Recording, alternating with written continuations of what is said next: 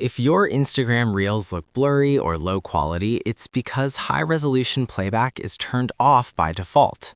Here's how to fix that. First, open Instagram and go to your profile. Tap the three horizontal lines in the top right corner. Next, scroll down and find Data Usage and Media Quality. Now select Data Usage and Media Quality. Turn on Data Saver.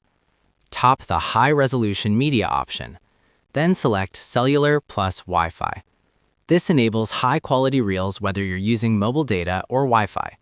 If you want to upload high-quality Reels, then turn on the Upload at Highest Quality option.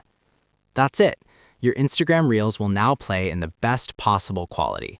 If this tutorial helped you out, make sure to like and subscribe for more helpful guides. And if you found real value in it, a super thanks would be greatly appreciated. Feel free to reach out if you encounter any issues during the process.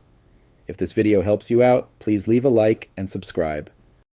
Comment below if you have any questions. If you need further assistance, consider hiring a professional using the link in this video below.